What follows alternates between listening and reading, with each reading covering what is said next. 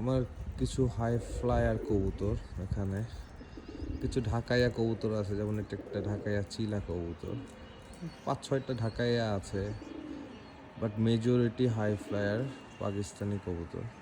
হ্যাঁ, দেখতে পাচ্ছেন না, আমার ছাদটা মোটামুটি বড়ই।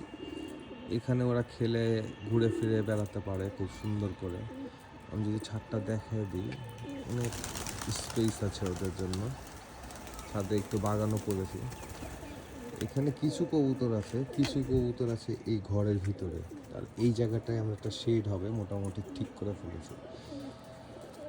তো এবছর কিছু বাচ্চা তুললাম। এই যে আমার একটা গোল্ডেন কবুতর, স্ট্যান্ডিং ভালো না, কিন্তু ওরা আমার নিজের দেখা আছে, খুব সুন্দর করে উঠতে পারে। ইনফ্যাক্ট আমার কয়েকটা কবুতর এখন আকাশে উঠছে, কিন্তু অনেক টপে আছে, সো দেখানো পসিবল হবে না। হ্যাঁ, তো এবছর মনে হয় আর বাচ্চা কাচ্চা করবো না।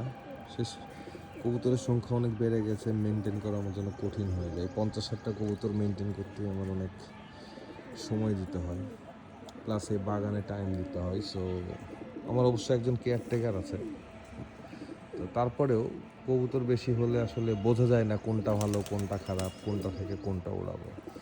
এই যে এই কবুতরটা, এটা একটা কালদম থেকে বের হওয়া, কিন্তু এর মধ্যে গোল্ডেন আছে, শিয়ালপটি আছে, হ্যাঁ, ক্রস করা। তার পাশে একটা গোল্ডেন কবুতর, তার পাশেও একটা গোল্ডেন। এই যে এইটা হচ্ছে একটা টেডি কবুতর, পাশে আর একটা টেডি, তার পাশে গোল্ডেন। তো মোটামুটি গোল্ডেন, টেডি, 35 আছে, কিছু কিছু কালদম আছে, 6-7টা কালদম আছে। কালদম নিয়ে আসলে এখন বেশি কাজ করি না, কারণ কালদমটা ক্রসিংয়ে ভালো হচ্ছে। সো